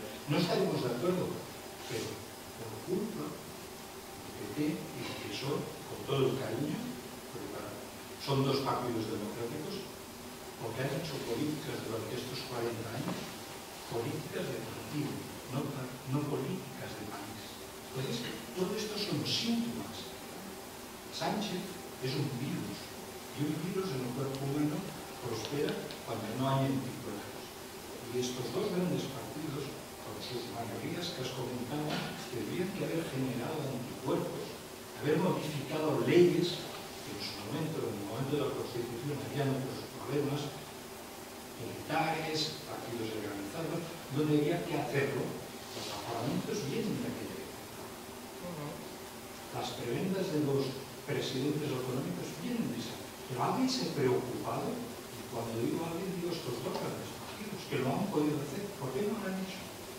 ¿Por qué no han cambiado la ley electoral? ¿Por qué no han cambiado el sistema de elegir los componentes del Tribunal Constitucional? ¿Por qué no han cambiado el presidente de la Radio y Televisión Española o del PIS? Hemos pasado por la vergüenza de una ministra socialista que ha sido fiscal general del Estado. Y ahí sí que te digo, ¿qué ha dicho Europa? Mucho hablar de Polonia y de Hungría. ¿Y de España? Sí, Europa ha dicho bastantes cosas sobre esa cuestión. El Greco ha hecho montones de informes. Estoy de acuerdo contigo que España se tiene que defender. Europa son muchos intereses. Pero es que allí el tema de Puigdemont, mi opinión es que sí que hizo ilegalidades. Pero es que un Puigdemont se hubiera podido presentar a unas elecciones europeas no es un problema, es un problema de la sociedad española, de esas leyes. ¿Sabéis? Porque todo lo que estamos hablando, en severo, estamos hablando de síntomas. No, yo creo, estoy muy de acuerdo contigo en la reflexión de fondo. En España nos ha faltado, es decir, los partidos políticos que han gobernado alternativamente España no han hecho un relato sobre el Estado, no han defendido el Estado. Han sido más nacionalistas que patrióticos. O sea, quiero decir, el interés de su partido, nacionalistas de partido, no digo nacionalistas en el sentido amplio, o sea, de defender su partido por encima de su país, o sea, les ha importado, y han jugado a la alternancia, o sea, ya me tocará, o sea, ahora estás tú, luego llego yo, y yo me aprovecho de la coyuntura, y no es que no han cambiado las leyes, es que no han hecho, o sea, no han ido adaptando la Constitución, como tú muy bien decías, la Constitución se hizo en un momento y respondió de una manera más que correcta al problema del momento, vamos, fue un milagro. Y es, en muchos aspectos, la Constitución española sigue siendo una Constitución de las más avanzadas del mundo en reconocimientos de derechos, de valores, en fin, pero hay cosas, por ejemplo, no dejar cerrado el título octavo, o sea, dejarlo abierto, pues valía para aquel momento, era en aquel momento una cosa probablemente inevitable, porque se trataba, querían constitucionalizar el nacionalismo, constitucionalizar en el sentido no que dijeran viva España, sino que aceptaran las instituciones constitucionales y democráticas. Pero eso dejó sin cerrar el proceso constituyente, claro. Claro, entonces no lo cerró y tal. ¿Por qué? Porque tampoco los constituyentes pudieron, como nosotros, prever que pudieran ocurrir determinadas cosas. Porque claro, es que hay cosas que han ocurrido que nadie podía prever. O sea, a ver, hay un 155, afortunadamente en la Constitución, como en otras constituciones democráticas del mundo, artículos similares, para si un gobernante de segundo nivel, en defensa de su interés local, pone en riesgo el interés general. Pero no tenemos un 155 para Para el gobierno de España no hay un 155, no hay constitución que lo pueda prever. Está dando un golpe desde dentro, porque vaciar de competencia a las instituciones y parasitarlas todas es dar un golpe desde dentro de las propias instituciones. No hay un instrumento, porque no se puede, o sea, era imposible. Y tú dices, no ha cometido ilegalidades. ¿Cómo que no? Cerró 2 veces inconstitucionalmente el Parlamento y se nos ha olvidado. 2 veces cerró inconstitucionalmente el Parlamento. El Constitucional no pasó nada. El Constitucional le dijo, oiga, usted no puede suprimir derechos fundamentales. Justo lo que acaba de decir Zapatero. O sea, otorga y suprime derechos fundamentales 2 veces. Y lo demás lo está haciendo aprovechándose de la democracia. Es decir, eso es no llegar al gobierno a través de un procedimiento democrático y utilizar lo que hizo aquí, vamos, más allá de las ilegalidades, desde dentro de las propias instituciones, aprovechar esto para dar un golpe, no cruento, o sea, pero un golpe contra la democracia. Entonces, es verdad, coincido contigo, esto no es que sea un síntoma, es una consecuencia de que no hemos tenido en España partidos políticos nacionales, que son los que tenían que haberlo hecho, con más sentido de Estado y menos sentido de partido. Totalmente, no ha habido una cultura democrática. Y en España, además, en la Constitución española hay que recordar que la Constitución no hay ningún título, ningún artículo intangible, ninguno. A diferencia de lo que ocurre en Francia o Alemania, donde hay artículos intangibles, por ejemplo, la forma de Estado. Ni siquiera cuando se dice en Cataluña se dice mucho que esto es un país y una constitución fuera de la libertad y completamente totalitaria y esas cosas. Ni siquiera la forma de Estado en la Constitución española es intangible. Intangible quiere decir que no se puede tocar. En Alemania y en Francia hay artículos y títulos intangibles. Por ejemplo, la forma de Estado. En España no. No sé qué decir.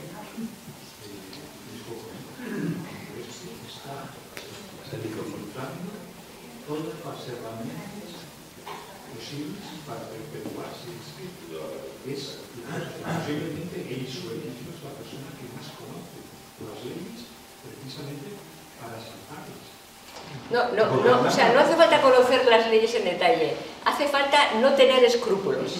O sea, quiere decir que, claro, es que lo que le diferencia de todos los demás que hemos conocido es que no tiene ningún tipo de escrúpulo ni de limitación. Claro. Entonces se vale del poder y de su falta de escrúpulos. O sea, tú decías antes Zapatero y tal. No, Zapatero tenía, en fin, es el principio del mal empezó ahí, pero Zapatero tenía una ventaja para nosotros, los españoles, respecto de este. ¿Os acordáis que se decía siempre de él que era un buen tipo? Un tipo que tiene talante, decían. Y uno entendía que talante era buen talante, ¿no? Sí, claro. Tiene talante y tal, y esto, nada, es un buen tipo y tal, y es muy amable, muy educado y todo esto, ¿no? A ver, eso supuso una limitación para él. Porque a Zapatero le gustaba su imagen en el espejo. Esa imagen que proyectaba la sociedad hacia él de un buen tipo y tal, a él le gustaba. Como es un psicópata le da igual. O sea, quiero decir, a este le da igual lo que el espejo proyecte, porque él realmente, lo de la acumulación de resentimiento y lo de ir a por lo suyo, que es lo propio del Maquiavelo y tal, hacer las leyes solo para... O sea, sí, él busca los recovecos de la ley, pero además como no tiene escrúpulos, es que es imbatible, porque no tiene ningún tipo de limitación. Y va por la vida al grito de Tara, en lo que el viento se llevó. Aquí os pongo por testigo que nunca más volvería a pasar hambre. Y es del hambre que pasó cuando iban las listas en puestos de no salir, porque es que este era el machaca de los chicos de Pepiño. Es que no era un chico de Pepiño, era el machaca de los chicos de Pepiño. O sea, que yo Pepiño ya era un machaca, o sea, que imagínate. No, Pepiño era Pepiño. O sea, pero claro, dice, hace 20 años, 23 años, cuando ganó Zapatero aquel congreso, gracias a la unión de Felipe González y Alfonso Guerra, que llevaban años sin hablarse y hicieron que ganara el Congreso, porque lo ganaron a través de Pepiño y del Fali y tal, ¿no? Bueno, gracias, o sea, 23 años y tal, y dice, estos indocumentados, o sea, que no han hecho, que se llamaban los jóvenes turcos porque no sabían cómo habían acabado los jóvenes turcos, se cambiaron sobre la marcha de nombre, digo, los de Zapatero, para llamarse no había, pero alguien les debió explicar cómo acabó aquello y todo esto y tal, y de cómo llegaron a creer que podían dirigir el Partido Socialista y España. Pues tíos, ahí siguen 23 años después, han cambiado un poco el organigrama, los que han estado arriba, ¿verdad? Pero son los mismos educados en las juventudes socialistas. Pues ¿por qué? Porque no ha habido partidos nacionales que hagan un discurso de Estado, o sea, un discurso nacional, un relato, un discurso, no lo ha habido, efectivamente. Y por eso pagamos las consecuencias. Y ahora vienen unas elecciones, tú has dicho, que no tenemos, hoy no sabe uno a quién votar o tal, lo has dicho de otra manera. No, digo que hay un problema en España que es un drama, que el nacionalismo se ha extendido por todo el país. Sí, bueno, y que la gente, bueno, han desaparecido tales partidos, uno no sabe qué hacer. A mí, claro, como me voy por ahí haciendo presentaciones, hay siempre una pregunta muy recurrente, que como no me la habéis hecho, me la voy a hacer yo, entonces porque me interesa la respuesta, que dice, ¿qué vamos a hacer? Claro. ¿A quién votamos? Te preguntan siempre en los... ¿Y usted qué va a hacer? O sea, porque siempre hay como que te gusta, y dices, claro, porque a mí no me gusta este, no me gusta lo otro, y todo. Claro, primero, estos viven de la desesperación de la gente, ¿no? De que ellos ganan si nosotros nos rendimos. Snyder decía en un librito que tiene de hace unos años, sobre el radicalismo o algo así, no me acuerdo cómo se titula el libro, pero son 10 puntos que están muy bien. Dice, claro, el problema es obedecer por anticipado.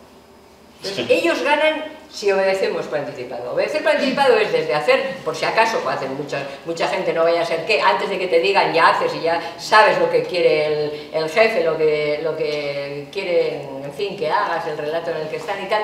Y otra es el desistimiento. O sea, la gente dice, bueno, no hay nada que hacer. O sea, es una cosa muy común, no hay nada que hacer, es que estos van a seguir ganando, es que no hay nada que hacer y además no me gusta a nadie, no me gustan estos, no me gustan los otros y tal. Bueno, del desistimiento viven y del desistimiento triunfan. Entonces, lo primero, no obedecer por anticipado, por supuesto, y no desistir. O sea, hay que tener paciencia y resistencia, las dos cosas, o sea, no desistir, o sea, no dar la batalla por perdida antes de librarla. Dice, que no me gusta a nadie. Dice, bueno, a ver, la pregunta, ¿qué es lo importante? No te equivoques en la pregunta. Puedes equivocarte en la respuesta a la hora de elegir. Dice, bueno, si la pregunta importante es, ¿Qué es lo importante? Echar a Sánchez y a todos sus aliados, ¿verdad? Bueno, luego ya, una vez que te haces esa pregunta, que es la buena, dices, bueno, ¿quién es el instrumento mejor para echarle? Y ahí te puedes equivocar. Pues digo, yo creo que en esta circunstancia y en esta parte de España y en este sitio y tal, pues yo creo que fulanito, yo creo que menganito tal. Pero no te equivoques en la pregunta.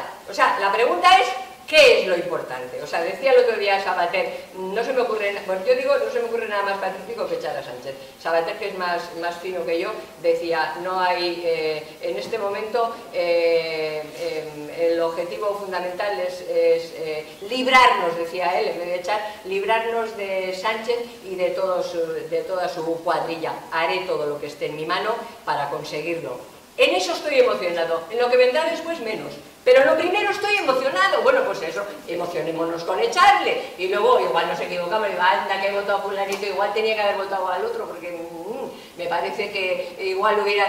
Pero si no nos equivocamos en la pregunta y tenemos claro que primero que no hay que resignarse, que no hay que no sé qué, le echaremos. Última pregunta ahí. Sí, Rosa. Sí, corto y rápido.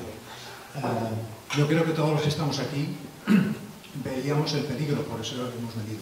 Lo que pasa es que tú con tu precisión quirúrgica creo que nos lo has aumentado al cubo. Entonces, mi pregunta, en relación a ese partido político llamado PSOE, que tú te referías que es una SL que está ahí, no sé si amordazado o cancelado, o muerto, pero bueno, yo he oído, antes te has referido a Guerra y a Celilla González. Guerra alguna cosa leve ha dicho. De González, en principio, no se oye absolutamente nada.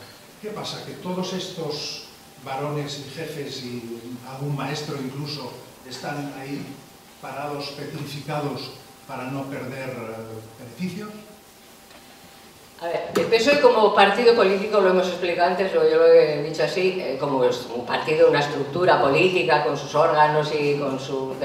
ha muerto, eso, pero murió antes, Yo me acuerdo cuando dejé el partido, no es que quiera autocitarme, el PSOE que yo he conocido ha muerto, o sea, ese partido que construyó la democracia y tal, ha muerto, que defendía una posición común en toda España, que vertebraba a España precisamente en defensa de esa posición común, ha muerto. Bueno, entonces, yo cuento, hay un capítulo en el libro que yo cuento una cosa que os juro que es verdad. Desde mi casa yo veo pasar casi todos los días un rebaño que viene de la otra parte del río. Viene de la otra parte del río, en mi casa hay una carretera, un río y unas vías de tren. Viene de la otra parte del río el rebaño y viene a pastar a las campas que están detrás de mi casa, ¿no? Y bueno, vienen las ovejas, el pastor viene en un coche a varios metros de distancia porque no necesitan pastor, las ovejas están bien enseñadas, saben dónde tienen que ir, van por el bordillo, vienen coches, ni se asustan por los coches, ya saben que los coches paran y tal. El perro va detrás por si hay alguna coja, que siempre hay una coja que se despista, la lleva, la coge, la pone en el redil y tal. Ninguna levanta la cabeza, ni siquiera buscan hierba más fresca. Ellas saben que tienen que ir con el rebaño. Bueno, pues el PSOE es el rebaño que habla como una sola oveja. O sea, nadie levanta la voz ni nada. Entonces, ¿por qué esos dirigentes que dices tú, los varones y tal? Bueno, has citado a Alfonso Guerra y a Felipe González. Lo último que recuerdo de Felipe fue el abrazo que le dio a este durante un simposio, no sé qué. Guerra va a la radio y dice sí, no sé qué, no sé cuál. Bueno, que dice que ya no mandan nada en el PSOE, pues a lo mejor no, pero oye, hay varones que se presentan ahora a las elecciones, en fin, Paje, Laval, tal, que en las, dicen, prefieren que no venga el otro a hacer campaña con ellos, bueno, y eso que ahora pide el carné, porque oye, está muy buena, o sea, lo de pedir el carné para entrar en los mítines, o sea, esta es la marinera, o sea, revivir eso de, ¿cómo es esto del derecho de admisión? Sí. Bueno, vale, pues entonces bueno, si eres ocupa no tienes que presentar papeles, pero si vas a un mitin de Sánchez tienes que ir con el DNI en la boca. Vale, entonces estos varones que hablan presuntamente en contra de lo que hace Sánchez, de sus pactos y tal, son coartadas. O sea, realmente es un discurso para que la gente crea que hay un PSOE, que existe otro PSOE. Por eso les deja y no les echa como aleguina, porque son votos para él. O sea, realmente es un discurso de coartada para falsificar la realidad y aparentar que hay otro PSOE. Es que no hay otro PSOE, o sea, es eso, lo que hay es eso y no hay nada más que eso. O sea, una estructura al servicio de Pedro Sánchez, igual en gananciales con su mujer, porque para eso el suegro le pagó la campaña, o sea, no sé cómo, pero una estructura que funciona a sus órdenes y, bueno, y que no hay nada más. ¿Y cómo lo ha logrado? Y luego, a ver, no es que, dices tú, que perder prebendas. A ver, Alfonso Guerra y Felipe González no tienen prebendas que perder. Los que están en las instituciones, bueno, quieren seguir estando y por eso saben que tienen que hacer un discurso con mucho cuidado, porque si no les quita del medio. Y sus votantes, los afiliados y tal, no les pondrían en las listas porque, amigos míos, la resistencia es complicada, es dura y a veces puede ser peligrosa. Pero la disidencia en una organización como la del PSOE, o en cualquier organización política, me atrevo a decir, es muy dura, porque es que los que hasta antes de ayer eran tus amigos, tu cuadrilla, la gente con la que te has movido, con la que tomas la cerveza, la gente de tu entorno, de toda tu vida, te deja de hablar y te llama facha. Y entonces la gente calla.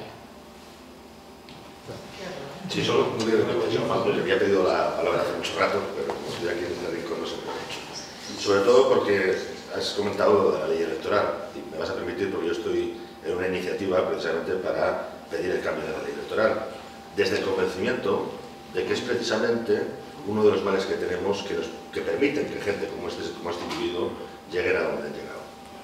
¿Por qué? Porque los partidos políticos, precisamente porque la ley electoral funciona como funciona, están vacíos absolutamente de la posibilidad de ningún disidente. Y eso sabes muy bien a qué me refiero. Este señor llega al Partido Socialista y cuando rige el Partido Socialista elimina cualquier posibilidad de disidencia. Es decir, al final, la ley electoral, porque son los que ponen en las listas, hacen que tú seas diputado, que tú no, que tú sí, que tú no, que tú puedas estar en determinada institución, que tú puedas hacer algo, es la ley electoral la que lo permite. Entonces, ojo, ya sé que ha habido muchos intentos de reforma de la ley electoral, pero al final los que tienen que hacer la reforma electoral son los partidos políticos que se han beneficiado de ella. Claro, y por lo tanto nunca se va a producir.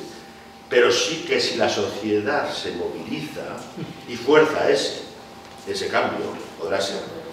Lo digo esto porque al final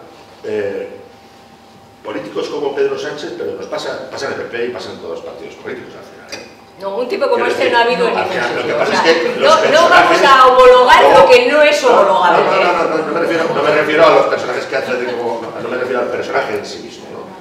Personajes como este estoy muy convencido que hay muy pocos, afortunadamente, hoy en la política metidos, pero ojo, Puigdemont no podía ser menor que él en determinados aspectos. De los tres ejes que habéis hablado de personalidad, pues los tenía todos también. Cuidado, es decir, que hay más personajes como Pedro Sánchez, pero efectivamente hoy el mal está aquí, efectivamente.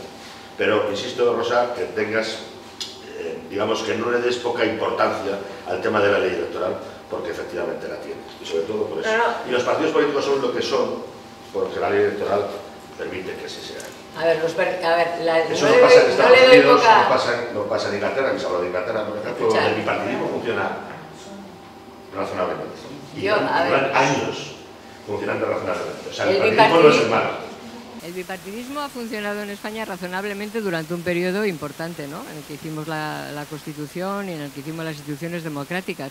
Yo no quiero cambiar la ley, las propuestas que hicimos en su día para cambiar la ley electoral tenían que ver con el derecho activo y pasivo de los españoles, de que su voto valga lo mismo al margen de la parte de España en la que voten y al margen del partido político por el que te presentas. O sea, ese es el objetivo y esa es la asignatura pendiente.